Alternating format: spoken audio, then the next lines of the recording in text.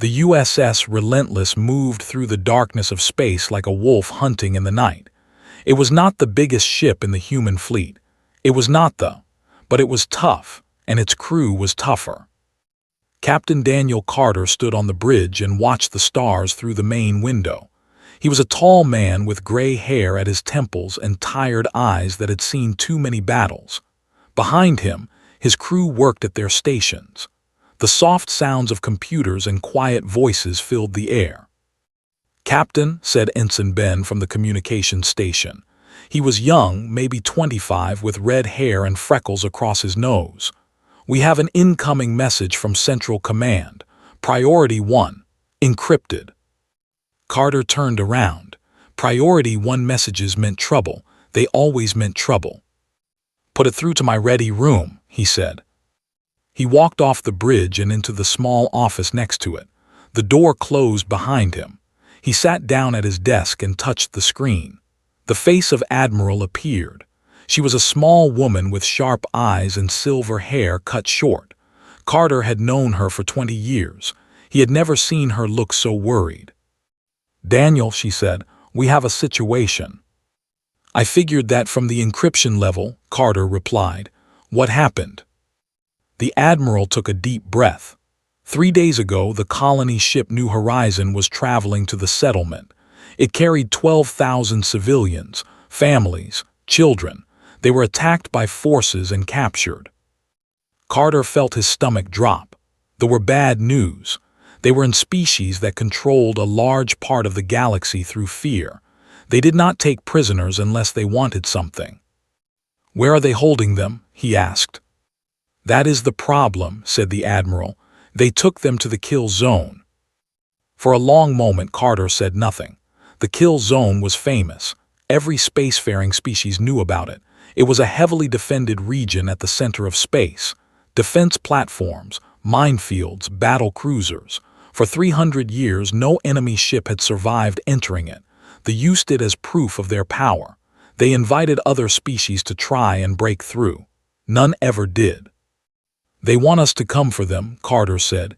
"It is a trap." "Yes," the Admiral agreed. "The Galactic Council has advised us to abandon the colonists. They say it is impossible. They say we will lose more lives trying to save them." "And what do you say?" Admiral leaned closer to the camera. "I say those are our people, and I say the Relentless is the only ship close enough to reach them before they execute them in 5 days. They plan to broadcast the execution to the whole galaxy as a warning." Carter understood. This was not really a choice. It was a death sentence dressed up as a mission. But those were human beings in that prison, mothers and fathers, sons and daughters. He could not leave them to die just because the odds were bad. "Send me everything you have on the kill zone," he said. "We will find a way." The Admiral nodded. There were tears in her eyes, but she did not let them fall. "Good luck, Daniel. I wish I could send you more ships." "One ship is enough," Carter said, "if it is the right ship." The transmission ended. Carter sat alone in the darkness for a moment. Then he stood up and walked back to the bridge. His senior officers were already there. Commander Lisa Monroe, his first officer, stood near the tactical display. She was a dark-skinned woman in her 40s with muscles earned from years of combat training. She had a reputation for being calm in battle. Nothing scared her. Lieutenant Greg Palmer sat at the weapons station. He was big and quiet, the kind of man who spoke with actions instead of words. He had grown up on a mining colony and knew machines better than people. Chief Engineer Amy Torres leaned against the wall with her arms crossed. She was short and fierce, with black hair tied back and grease stains on her uniform that never seemed to wash out. She could fix anything. She had once kept a dying ship running for 6 hours with nothing but spare parts and determination. Carter looked at each of them. They looked back at him. They already knew something was wrong. "We have a mission," Carter said. He explained everything: the colony ship, the kill zone, the 5-day deadline, the impossible odds. When he finished, no one spoke. The bridge was silent except for the hum of the engines. Monroe broke the silence first. The kill zone has destroyed fleets. 17 species have tried to break through. None succeeded. I know, said Carter. We are one destroyer, she continued. They have 40 defense platforms, 3 battle cruisers, and a minefield that covers 2 million kilometers. I know, Carter said again. Tors pushed off the wall. The engines can handle it. I can push them harder than specs allow. Human engineers always build in extra room because we always push too hard. It is not a bug. It is a feature. Palmer cracked his knuckles. I have been looking for a real fight. Defense platforms are just big targets that cannot move. Spoke up from his station. Captain, I have been studying communications. They are overconfident. They do not think anyone would be crazy enough to attack them with one ship. We might be able to use that. Carter nodded. These were his people. This was his crew. They did not run from hard fights. They ran toward them. There is one more thing, he said. I am not ordering anyone to come.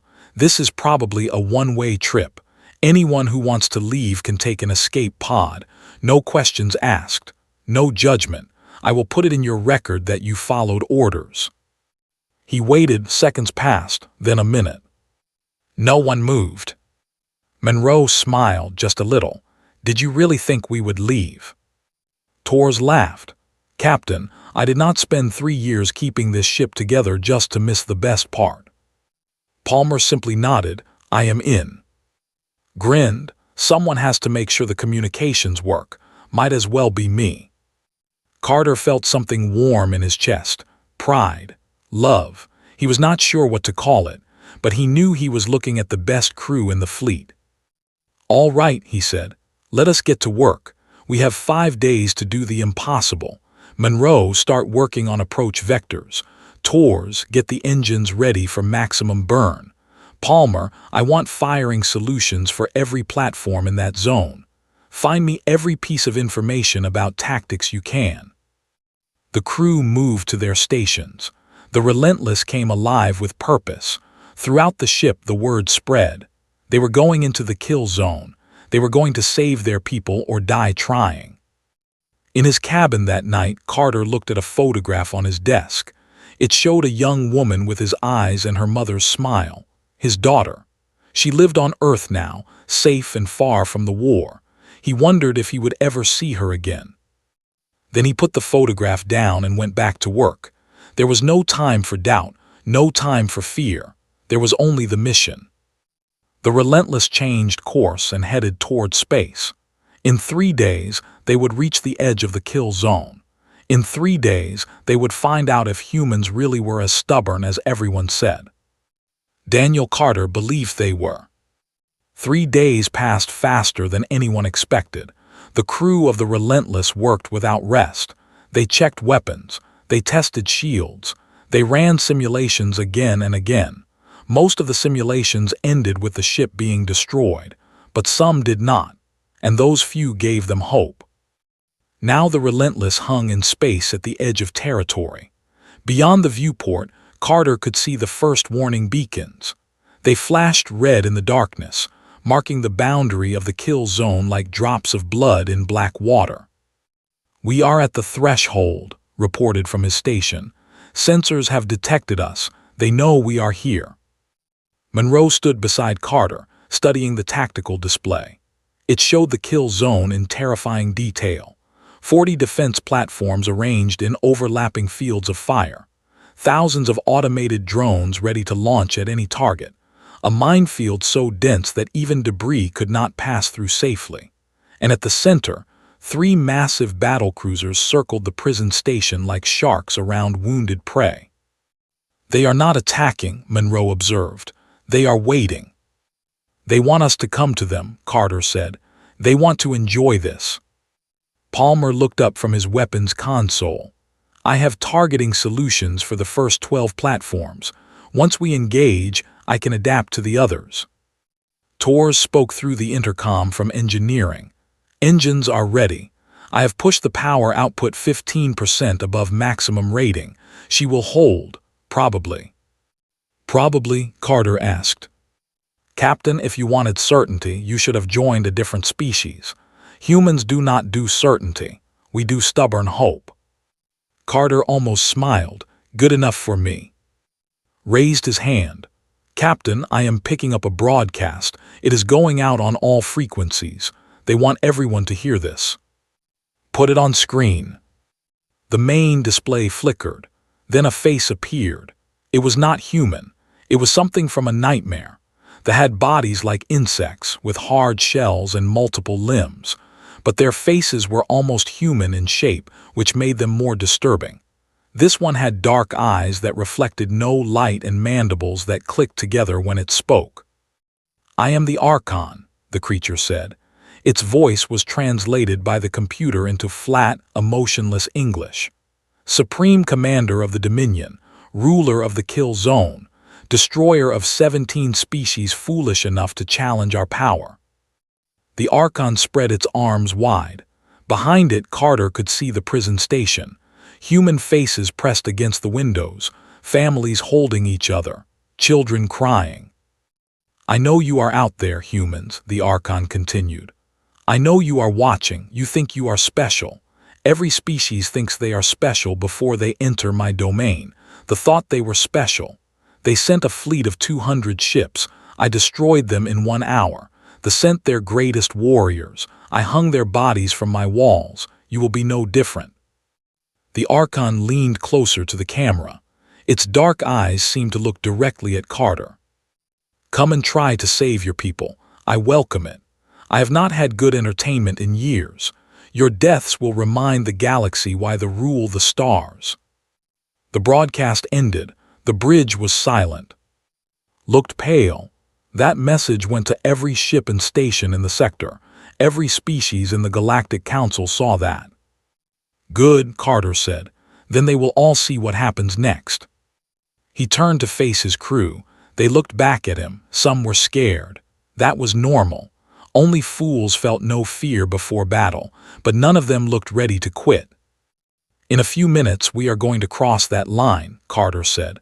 Once we do, there is no going back. They will throw everything they have at us. We will be outnumbered. We will be. Every tactical analysis says we should lose. He paused and looked at each face.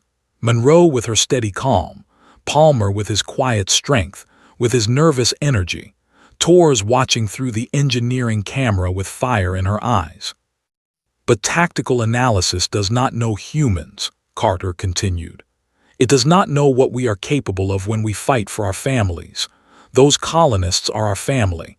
Every human out there among the stars is our family, and we do not abandon family. He turned back to the viewport. The red warning lights still flashed in the darkness. Take us in. The Relentless moved forward. It crossed the line of warning beacons and entered the kill zone. Immediately, alarms began to sound throughout the ship. Watched his console with wide eyes. Defense grid is powering up. All 40 platforms are targeting us.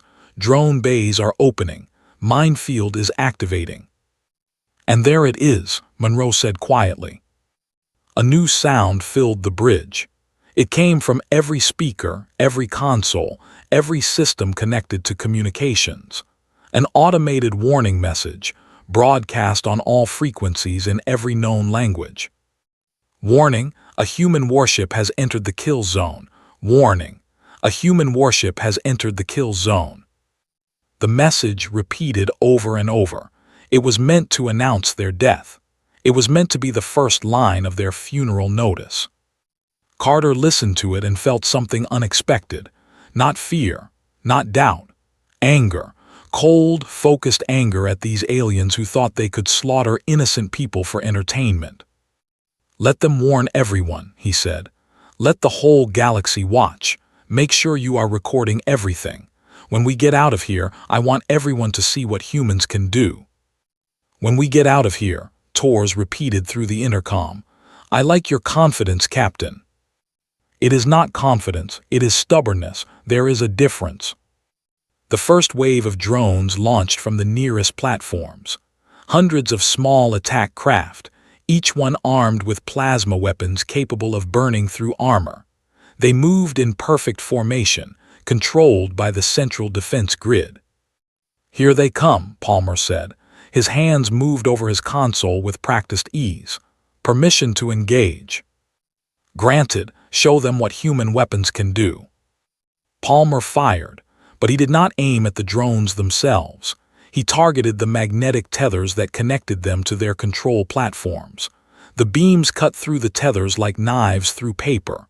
One by one, the drones went dark. Without their connection to the grid, they had no instructions. They drifted through space, useless. 50 drones disabled, Palmer reported. 60, 70. Monroe watched the tactical display with growing interest. They are sending more, but they are using the same tether system, same weakness. "Do not adapt well," said. "I read about it in their combat history. They use the same tactics for centuries because those tactics always worked. They have never needed to change." "Then today they learned something new," Carter said. "Monroe, begin the spiral."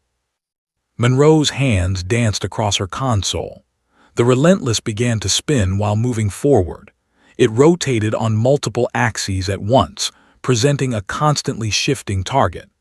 The ship's artificial gravity kept the crew stable, but to outside observers, the vessel looked like it was tumbling through space in a controlled fall. The defense platforms tried to lock onto them. Their targeting computers were designed for enemies that flew in straight lines. They struggled with a target that would not stay still. "Their firing solutions keep failing," reported with amazement. "They cannot predict where we will be." "That is the human way of war," Carter said.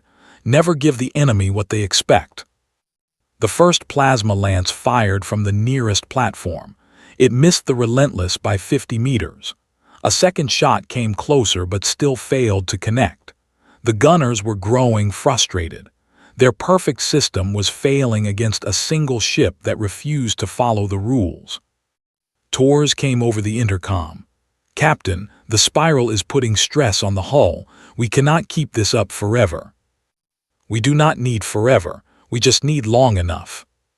Carter pointed at the first defense platform. "Palmer, that one, hit the reactor core." Palmer nodded. He calculated the firing solution in his head, adjusting for the ship's rotation. Then he fired a kinetic barrage. 6 rounds of solid tungsten traveling at incredible speed. They punched through the platform's shields and tore into its reactor. The platform exploded. Fire bloomed in the darkness of space. Debris scattered in all directions. For a moment the communications went silent. Then they erupted with noise. Confused voices, angry orders, disbelief. "They do not understand what just happened," said. "That platform had not been damaged in 300 years. Carter allowed himself a small smile. "Then they better get used to being confused. We are just getting started." The Relentless pushed deeper into the kill zone. Behind it, the first piece of the legend burned and died. Ahead, 39 more platforms waited. And somewhere in the darkness, the Archon watched with growing fury. These humans were not following the script. They were not dying like they were supposed to. They were fighting back. The Relentless burned through the kill zone like a comet made of steel and fury. Behind it, 4 more defense platforms drifted dead in space. Around it, hundreds of disabled drones floated uselessly. The ship was damaged. Scorch marks covered the hull where plasma had grazed it, but it was still moving, still fighting. On the bridge, Carter watched the tactical display. They had cleared the first ring of defenses, but the second ring was worse. The platforms there were larger, more heavily armed, and beyond them the 3 battlecruisers had started to move. "They are taking us seriously now," Monroe said. She had a cut on her forehead from a console that had sparked during the last attack. She had not bothered to treat it. There was no time. "Good," Carter replied. "Serious enemies make mistakes. Overconfident enemies do not." Palmer fired another barrage. A platform's shield flickered and died. A second shot punched through its weapons array. The platform went dark, unable to fight back. That is 6 platforms down, Palmer reported. 34 to go. Plus 3 battle cruisers, Tors added through the intercom. Plus the minefield, plus whatever else they have hidden out here. Thank you for the encouragement, Carter said dryly. You want encouragement, talk to a priest. You want engines that work, talk to me. Looked up from his console. Captain, I am picking up something strange. The communications are changing. They are not just angry anymore. They are confused, scared even. Scared. They keep asking the same question. How are the humans still alive? They say it is impossible. They say their systems are perfect. They do not understand how we are beating them. Monroe crossed her arms. Their systems are perfect for fighting enemies who think like they do, enemies who fly in formation, enemies who follow logical patterns. We do not do that. We are chaos with guns, Palmer said. It might have been a joke. It was hard to tell with him. Carter nodded. They have been winning for so long that they forgot what it feels like to face a real challenge. They built their defenses to stop fleets. They never imagined one small ship could adapt faster than their computers. The ship shook as another plasma bolt struck the hull. Alarms blared. Damage reports flooded in. Hull breach on Deck 4, announced. Emergency bulkheads are sealing. Casualties.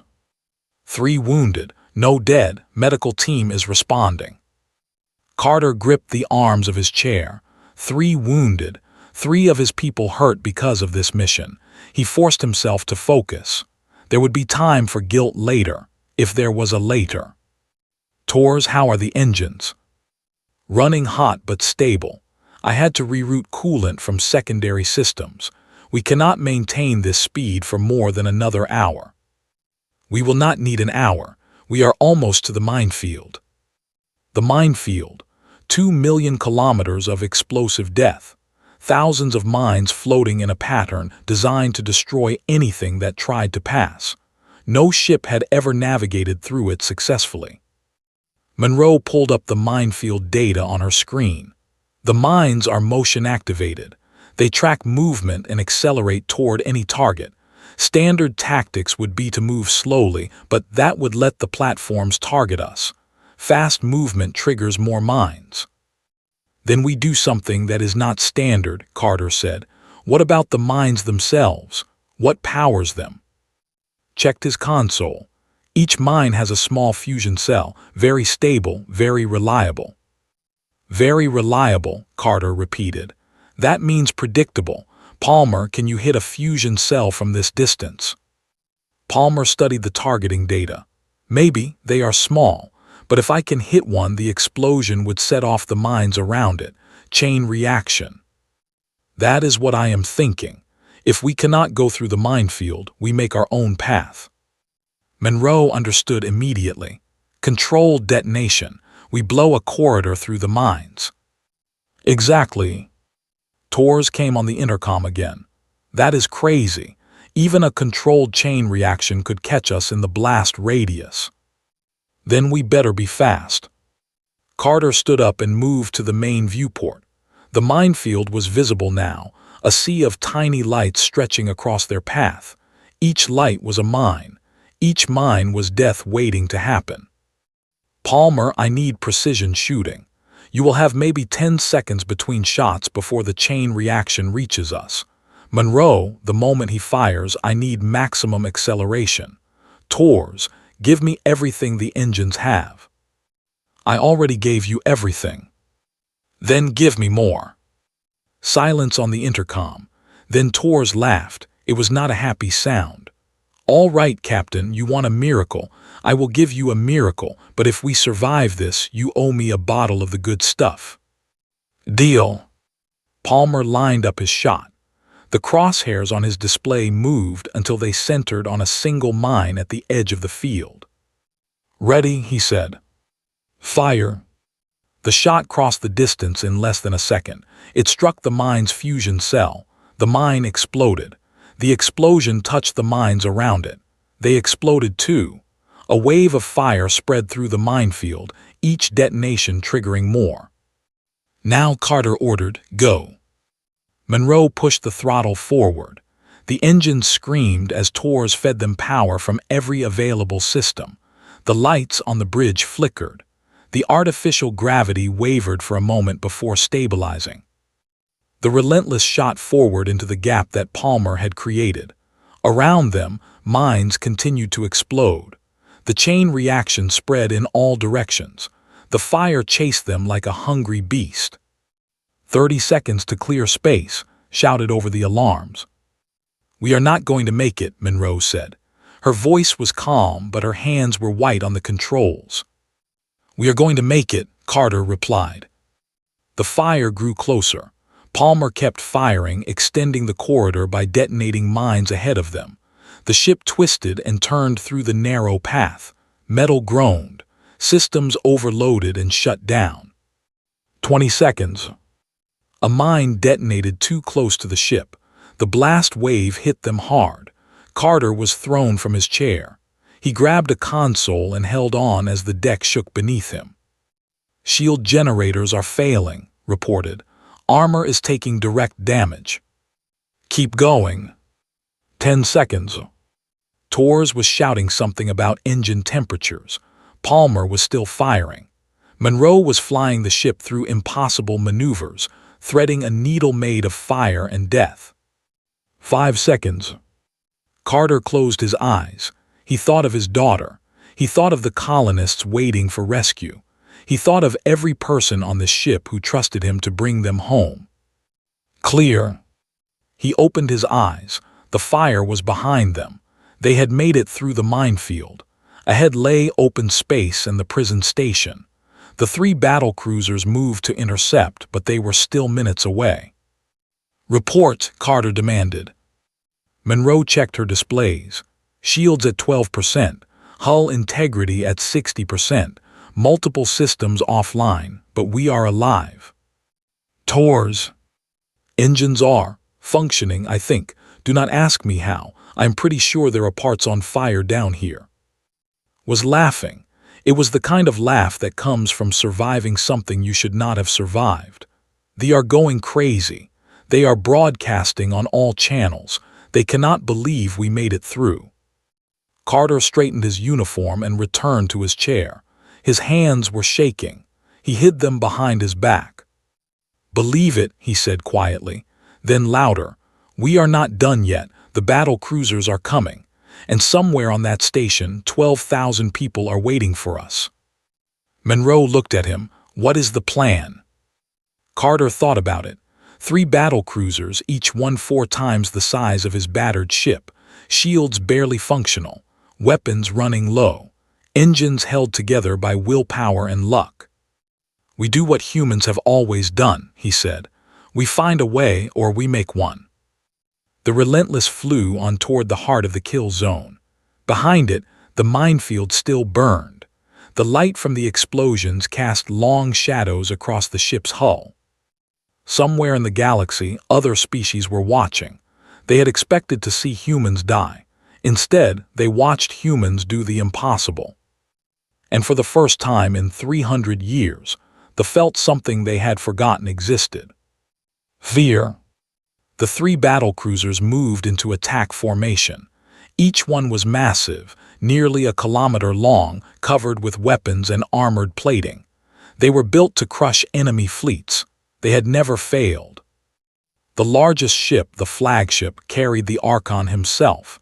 He had taken personal command. This insult to honor could not be allowed to continue. These humans had embarrassed him in front of the entire galaxy. They had destroyed his defenses. They had burned through his minefield.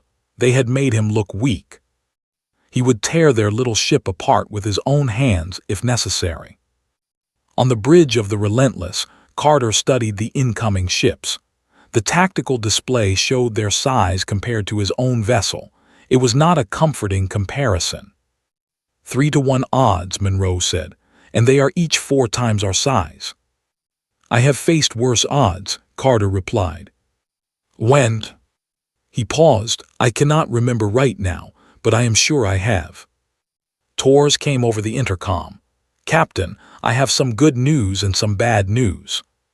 Start with the good. The engines are still working. And the bad news. Everything else is on fire, not literally. Well, some of it literally, but I have crews putting out the flames. Raised his hand. Captain, the Archon is hailing us. He wants to talk. Carter considered ignoring it, but something told him this might be useful. The Archon was angry. Angry enemies made mistakes. Put him on screen. The display flickered. Then the Archon's face appeared. He looked different now. Before, he had been confident, almost amused. Now his mandibles clicked rapidly, a sign of rage in his species. His dark eyes burned with hatred. Human, the Archon spat. You have come further than any enemy before you. I admit this. You have surprised me, but your luck ends here. Carter stood up slowly. He clasped his hands behind his back and met the Archon's gaze without flinching. Is that what you think this is? Luck? What else could it be? You are one ship. You are primitive. Your species has only been traveling the stars for a few centuries. We have been conquering for. And yet here we are, inside your kill zone, your defenses in ruins behind us. The Archon leaned forward. You will not reach the prison station. I will destroy you myself. I will make your death slow. I will broadcast it to every corner of the galaxy so that all species remember what happens to those who challenge the... Carter smiled. It was not a friendly smile. I wanted to show you something, he said. Display the tactical data. The screen split. On one side, the Archon's face. On the other, a map of the kill zone. Red markers showed destroyed platforms. Orange markers showed disabled drones. A black scar cut through the minefield where the Relentless had burned its path. Look at what one ship did to your perfect defenses, Carter said. One ship and 120 crew members. We did this in less than an hour. Imagine what would happen if we sent 10 ships, 100. Imagine what humanity could do if we really tried. The Archon's mandibles stopped clicking. For a moment, something flickered in his dark eyes. Was it doubt? Fear? You are bluffing, the Archon said. You would not sacrifice so many. You do not understand humans at all. We do not fight for territory. We do not fight for power. We fight for each other. Those colonists on your station are our people. We would burn half the galaxy to bring them home. And if you kill them, we will burn the other half to make sure it never happens again. The Archon stared at him. The silence stretched between them. You are insane, the Archon finally said. Maybe, but we are also still alive, and we are coming for our people. Carter made a cutting gesture, ended the transmission. That was either very brave or very stupid, Monroe observed. Probably both, Carter admitted. But I needed him angry enough to make mistakes. Palmer, are you ready? Palmer nodded. I have been studying their shield frequencies since we entered the zone. I noticed something interesting. All shields operate on the same harmonic wavelength. If we can disrupt that wavelength even for a second, our weapons will go right through. Can you do it? Tors has been working on a modified torpedo. One shot, targeted at the right frequency. It should open a hole in their shields. Carter looked at the engineering camera. Tors. The torpedo is ready. I call it the can opener, because it is going to open that ship like a can. I like it, Monroe. New plan. We are not running from the battle cruisers. We are attacking. Monroe stared at him. Attacking 3 battle cruisers with a damaged destroyer. Not all 3, just the flagship. Cut off the head and the body dies. That is not how command structure works. No, but killing the Archon in front of his fleet will break their morale. They have never seen their leader fail. They will not know how to react. Monroe thought about it, then she nodded slowly. It is crazy, but it might work. That is the human way. The Relentless changed course. Instead of trying to avoid the battle cruisers, it turned toward them. The sensors registered the change immediately. Confusion rippled through their communications. They do not understand what we are doing, reported. They think we have lost our minds. Good, keep them confused. The flagship opened fire. Plasma lances filled the space between the ships. Monroe put the Relentless through another spinning maneuver, but this time the ship was slower. Too much damage, too much stress on the hull. A shot struck the rear shields. Alarms screamed. "Shields are down," shouted. "We are taking direct hits." The ship shook as plasma burned into the armor. Metal screamed and tore. Somewhere, a pipe burst and steam flooded a corridor. Carter gripped his chair and held on. "Palmer, how close do we need to be for the can opener?" 500 meters. 500 meters, Monroe repeated. "That is practically touching them." "It is the only way to guarantee the torpedo hits the right spot." Carter made his decision. "Do it, take us in close." The Relentless dove toward the flagship.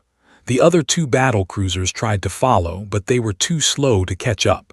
It was just the Relentless and the Archon now. One small ship against one giant one. The flagship's weapons fired again and again. The Relentless twisted and dodged, but it could not avoid everything. Holes appeared in the hull.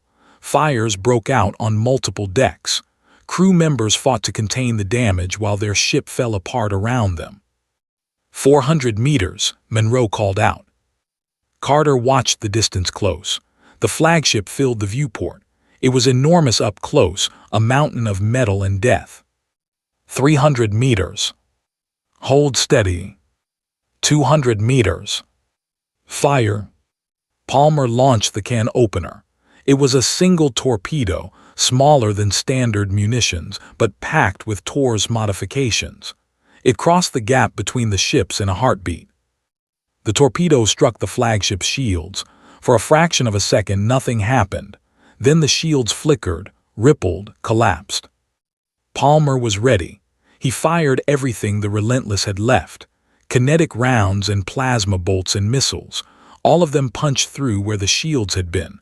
All of them struck the flagship's hull. The bridge of the flagship exploded. Fire and debris burst from the wound. The great ship shuddered. Its engines flickered and died. "Direct hit on the command center," shouted. The Archon is dead." The two remaining battle cruisers stopped firing. Their communications erupted into chaos. Commanders screamed at each other, each one trying to take control. The fleet had no leader. The fleet had no plan. "They are retreating," Monroe said with disbelief. "The battle cruisers are pulling back." Carter watched the massive ships turn away. They were fleeing, running from one damaged destroyer because their leader was gone and they did not know what else to do. "Humans do not fight for honor," Carter said quietly. "We fight to win." The Archon never understood that. The Relentless drifted past the dying flagship. The prison station was just ahead now. 12,000 colonists waited behind those walls. "Tors," Carter said, "can we make it to the station?" "We can make it. Landing might be rough. Taking off again will be a miracle, but we can make it." "Then take us in. Let us bring our people home." The battered ship limped toward its goal. Behind it, the flagship broke apart in silence. The light from its fires reflected off the Relentless's hull like a sunset at the end of a long and bloody day. The impossible mission was almost complete. The Relentless docked with the prison station. Metal screamed as the damaged ship connected with the alien structure. Emergency seals engaged. Atmosphere hissed through the connection. Carter assembled the boarding team in the airlock. 20 crew members, everyone who could be spared from keeping the ship alive. They carried weapons and medical supplies. They wore armor and determination. "I am coming with you," Carter told Monroe. "You have the bridge." She started to argue, then stopped. She had seen that look in his eyes before. There was no point fighting it. "Bring them home, Captain." "That is the plan." The airlock opened. Carter led his team into the prison station. The corridors were dark and smelled like fear. Emergency lights cast red shadows on the walls. Somewhere deeper in the station, voices echoed. Human voices, children crying, parents trying to comfort them. "This way," said. He had downloaded the station's layout from their sensor scans. "The holding cells are in the central hub." They moved quickly but carefully. The station seemed empty. The guards had fled when the Archon died, were not brave when they did not have overwhelming force on their side. They found the first group of colonists in a large chamber filled with metal cages. Men and women pressed against the bars. Children clung to their parents. When they saw the human soldiers, silence fell. Then someone started crying. Then everyone started crying. "We are here to take you home," Carter said. "Stay calm, follow my team, we will get you out." A woman pushed to the front of the crowd. She was older, with gray hair and fierce eyes. "You came for us. They said no one would come. They said humanity would abandon us." They were wrong. The woman smiled through her tears. Yes, they were. The boarding team broke open the cages. Colonists poured out. Families reunited. Friends embraced.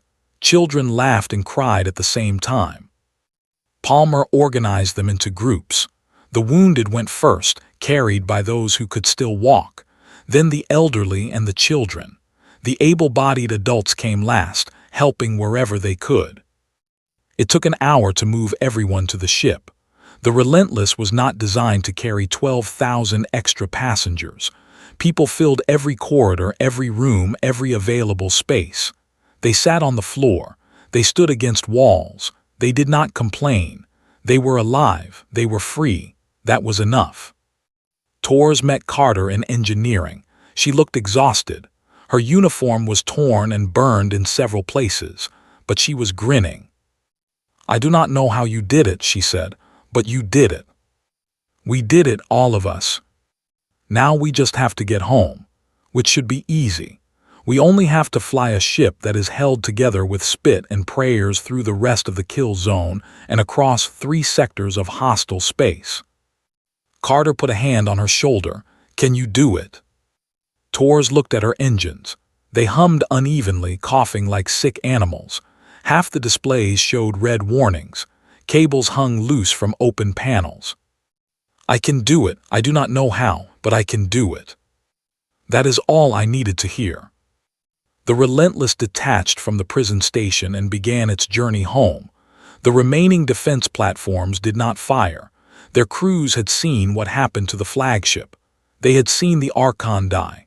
They wanted no part of this fight anymore. The 2 surviving battle cruisers watched from a distance but did not approach. Their new commanders had decided that discretion was more valuable than revenge. Let the humans go. Let them tell their story. It would be easier to rebuild without more losses. Broadcast a message on all frequencies as they left the kill zone. His voice was steady and clear. "This is the USS Relentless. A human warship is leaving the kill zone. 12,000 civilians rescued. The Archon is dead. The kill zone has been broken. Remember this day." The message spread across the galaxy. Every ship, every station, every planet with a receiver heard it. Species who had feared for generations heard it. The Galactic Council heard it. Humanity heard it. The response was overwhelming. Ships from a dozen species changed course to escort the Relentless home. Some of them had been enemies of humanity before. Now they came with offers of help and respect. They had watched the impossible become possible. They had seen courage and sacrifice and the refusal to give up. 3 days later, the Relentless limped into the human system of New Hope. A crowd of ships surrounded it. Repair vessels attached themselves to the hull and began patching the worst damage. Medical ships docked to take the wounded. Supply ships brought food and water for the colonists. Carter stood on the bridge and watched it all happen. He had not slept in 4 days. He could barely stand, but he was smiling. Monroe came to stand beside him. "Admiral wants to speak with you. She says you are either the bravest captain in the fleet or the most insane. She has not decided which. Tell her I will accept either title. She also says there will be a medal ceremony, and probably a promotion, and definitely a lot of interviews." Carter groaned. "Can I go back to the kill zone instead?" Monroe laughed. It was a good sound, a healing sound. "No, you are stuck with fame now. That is the price of being a hero." "I am not a hero, I just did my job." That is what heroes always say. The colonists began to transfer to the waiting ships. Families waved goodbye to the crew members who had saved them. Children held up signs that said thank you. The woman with gray hair and fierce eyes found Carter before she left. "I wanted to thank you," she said, "not just for the rescue, for proving something." "What did I prove?" "That humanity is worth believing in. We have been out here among the stars for such a short time. Sometimes I wonder if we belong here, if we can compete with species who have been doing this for thousands of years." She smiled. "Now I know we can, because we have people like you." She hugged him. Carter did not know what to say, so he just hugged her back. Later, when the ship was quiet, Carter returned to his cabin. The photograph of his daughter still sat on his desk. He picked it up and looked at it for a long time. Then he opened a communication channel and called her. "Dad," her face appeared on screen, young and worried. "Are you okay? I saw the news. They said your ship was destroyed." "The news was wrong. I am fine. We made it." She started crying. "I was so scared. I thought I lost you. I had to come back. I made a promise, remember?" She laughed through her tears. "You always keep your promises." "Always." They talked for an hour, about nothing important, about everything important. When the call ended, Carter finally let himself rest. He slept for 16 hours straight. 1 month later, the Galactic Council held a special session. Representatives from every species gathered to discuss the events in the kill zone. The Dominion had requested a ceasefire. They were withdrawing from several contested systems. They were releasing prisoners they had held for decades. The humans had not just won a battle. They had changed the balance of power in the galaxy. A delegate, one of the few survivors of his species, spoke to the council. "For 300 years, we believed the kill zone was invincible. We believed it could not be beaten. One human ship proved us wrong. One ship and one crew." He paused and looked at the human delegation. "Perhaps we underestimated the humans." Another delegate, an ancient creature from a species older than most stars, responded with words that would echo through history. "Everyone does once." The USS Relentless was repaired and returned to service. Captain Daniel Carter remained in command. His crew stayed with him. They had been through hell together. They had no intention of serving anywhere else. The ship carried a new marking now, painted on its hull where everyone could see. It showed the outline of the kill zone with a single line cutting through it. Beneath the image were 2 words. "We came." That was all. That was enough. Because humans always came for their own. No matter the cost, no matter the odds, no matter what anyone else believed was possible. They came. And the galaxy would never forget it.